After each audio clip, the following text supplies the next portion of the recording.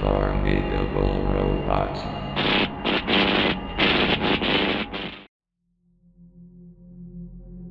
You probably don't remember it. Most people don't. But if you grew up in the late 90s or early 2000s, there's a chance that your school, or even your daycare, had something called the punishment room. It was never in the handbook, teachers almost never talked about it, and parents didn't believe their kids when they mentioned it. And if you search for it online now, all you'll find are a few scattered forum posts from 2003, maybe one or two archived threads with broken images. But it was real. Very real. The punishment room was built for children, not to protect them, not to help them learn, but to scare them. Every school and daycare that had one claimed theirs was different, but they were always the same. Always. The room was bare, with white walls, chairs, a sink and a mirror. Kids were forced to stay in the room, sometimes for minutes, sometimes for hours.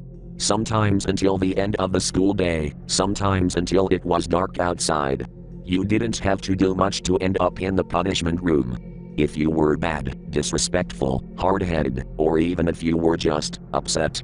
If you cried too much, if you shouted, if you refused to share, if you broke a rule you didn't even know existed.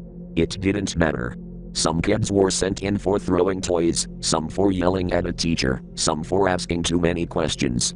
I once heard about a boy who was locked in a room just for refusing to nap at daycare.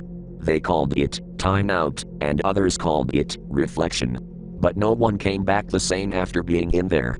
Ask anyone who remembers being put in the punishment room, and they'll tell you the same thing. They never talked about it. Not because they didn't want to, but because something kept them from doing it. Some kids got sick afterward. Headaches, fevers, hallucinations, night terrors so violent they'd wake up screaming with bloody noses. Others changed. They got quieter, they stopped playing with friends, they wouldn't laugh anymore, they wouldn't cry either. It's like something had been drained out of them. A few never came back. Schools always had excuses, they moved away, they transferred, but kids whispered that they were still in the punishment room, staring at that mirror, sitting in one of those chairs. In 2004, the punishment rooms were phased out. No announcement, no reason, no news stories. They just stopped. The next school year, they were gone. Sometimes the door was boarded up, sometimes it was turned into a janitor's closet, sometimes it was just an empty wall where the door used to be, like the room never existed. But if you ask teachers who worked back then about it now, most will deny it.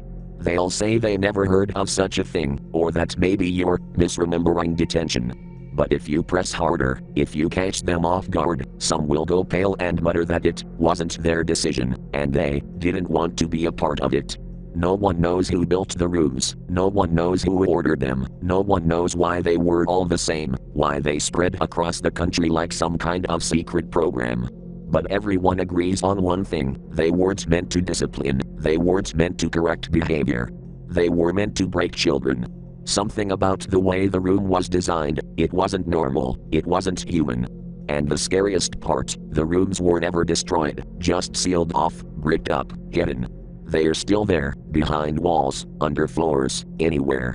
And if you ever find yourself in an old school or daycare, and you hear the sound of water dripping where it shouldn't be, or you catch your reflection moving just a second too late in the corner of your eye, you might be closer to a punishment room than you realize.